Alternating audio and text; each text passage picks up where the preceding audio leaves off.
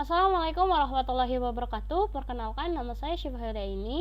Saya dari jurusan PIAUD semester 5 kelas A dengan NIM 1908108018. Di sini saya akan mempresentasikan tentang jenis, konsep, dan teknis tes dan teknis non-tes pada PAUD serta konsep penilaian PAP dan PAN secara umum. Yang pertama yaitu teknik tes.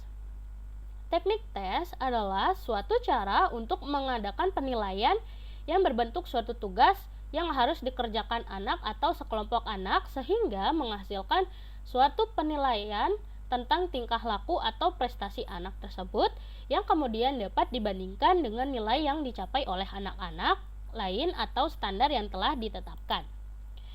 Nah, berikutnya ada jenis-jenis tes pada PAUD. Yang pertama, tes bakat. Tes bakat adalah sebuah tes yang tujuannya adalah untuk memprediksi kemampuan seseorang dalam bidang non-akademik.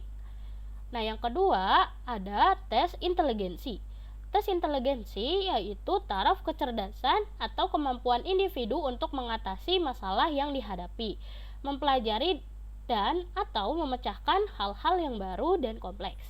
Selanjutnya ada tes prestasi. Tes prestasi adalah tes standar yang dirancang untuk mengukur tingkat pengetahuan seseorang di bidang tertentu.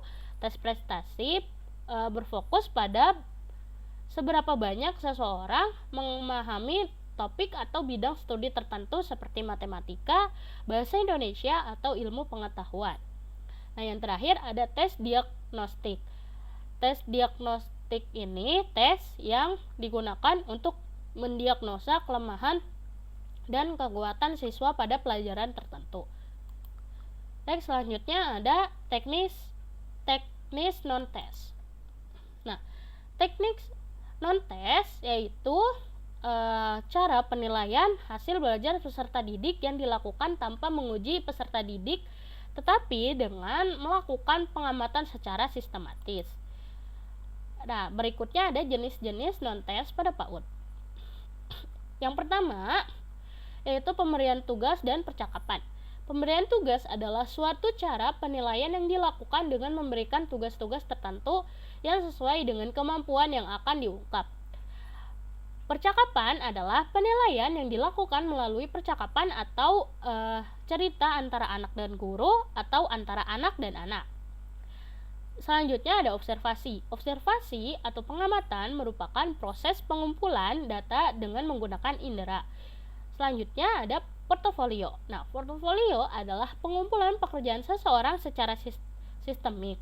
Dengan portofolio, guru dapat mengkoleksi karya anak selama mengikuti kegiatan pembelajaran. Penilaian dengan portofolio dilakukan dengan membandingkan karya anak dari waktu ke waktu dengan penilaian diri sendiri. Penilaian diri sendiri adalah penilaian yang dilakukan dengan menetapkan sejauh mana kemampuan yang telah dimiliki seseorang dari suatu kegiatan pembelajaran atau kegiatan dalam rentan waktu tertentu. Next, ada instrumen perkembangan afektif AUD. Nah, instrumen perkembangan afektif AUD ini hanya memiliki satu contoh, yaitu contoh instrumen asesmen ranah afektif. Instrumen observasi. Kemampuan anak mengenal etika merupakan sikap dan perbuatan yang terpuji sebagai wujud dari harga diri seseorang. Terbentuknya harga diri haruslah dimulai dari mengenal etika pada kebiasaan hidup dan kehidupan, sehingga anak akan melihat realitas perbuatan yang disaksikan dalam kehidupannya. Mengenal etika tentunya harus dibiasakan sejak anak masih dalam usia dini, sehingga akan terbentuk karakternya di kemudian hari. Contohnya instrumen mengenalkan etika makan dan minum. Selanjutnya ada penilaian acuan normatif atau PAN. Penilaian acuan normatif atau PAN adalah penilaian yang membandingkan hasil belajar siswa terhadap hasil belajar siswa lain dalam kelompoknya. PAN adalah membandingkan skor yang diperoleh peserta didik dengan standar atau norma relatif. Nah, ada kriteria penyusunan penilaian acuan normatif atau PAN. Yang pertama yaitu tidak ditekankan untuk mengukur penampilan yang ekstra dari behavioral objective.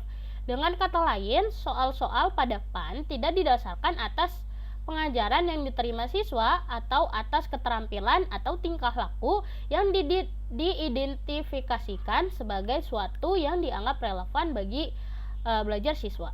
Yang kedua, pada proses belajar, penilaian nilai normatif pada umumnya banyak dilakukan oleh seorang guru. Yang ketiga, yaitu penekanan dalam penilaian atau proses belajar. Seseorang mengacu pada ketentuan atau norma yang berlaku di sekolah. Dan yang terakhir, yang keempat, yaitu seorang guru dapat menggunakan acuan normatif nasional. Selanjutnya ada ciri-ciri acuan penilaian normatif PAN atau yang biasa disebut PAN. Penilaian acuan normatif digunakan untuk mengetahui kemampuan peserta didik dalam komunitasnya, seperti di kelas, sekolah, dan sebagainya. Yang kedua, penilaian acuan normatif menggunakan kriteria yang bersifat relatif. Yang ketiga, nilai hasil dari penelitian. Acuan normatif digunakan untuk menunjukkan kedudukan peserta didik, peringkatnya dalam komunitasnya atau kelompoknya. Yang keempat, yaitu penilaian normatif memiliki kecenderungan untuk menggunakan rentangan tingkat penguasaan seseorang terhadap kelompoknya, mulai dari yang sangat istimewa sampai dengan yang mengalami kesulitan yang serius. Selanjutnya ada contoh dari PAN atau penilaian acuan normatif. Nah, sebagai contoh yaitu pada pelajaran bahasa Indonesia, siswa yang mendapatkan skor 80 di kelas B akan mendapatkan nilai A.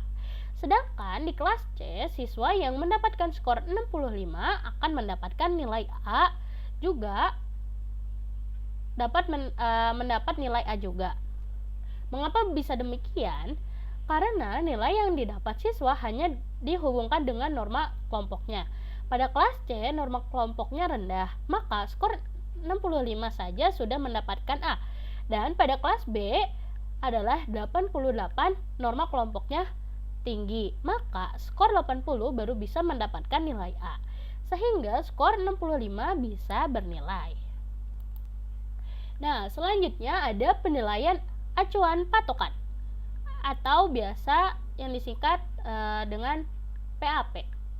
Penilaian acuan patokan atau Citrion Reference Evaluation adalah model pendekatan penilaian yang mengacu kepada suatu kriteria pencapaian tujuan atau TKP yang telah ditetapkan sebelumnya. Nah, selanjutnya ada perbedaan PAN dan PAP. Nah, perbedaannya pada gambar kedua ini, yang pertama itu dari penilaiannya. Nah, yang pertama ada dari PAP, CLT hanya terdiri dari soal-soal tes yang didasarkan pada tujuan khusus pembelajaran. Nah, sedangkan PAN yaitu soal tes tidak hanya berdasarkan pembelajaran yang diterima siswa. Nah, yang kedua, setiap tes mempunyai prasyarat agar siswa menunjukkan performance seperti yang tercantum dalam TIK. Nah, sedangkan PAN yaitu tidak perlu lebih dahulu menentukan secara pasti performance yang diharapkan sebelum tes disusun. Nah, yang ketiga, PAP itu dasar pertimbangan untuk diterimanya performance tertentu harus berdasarkan pada kriteria tertentu. Sedangkan PAN, dasar pertimbangan diterimanya performance berdasarkan hasil perolehan nilai yang didapat oleh siswa.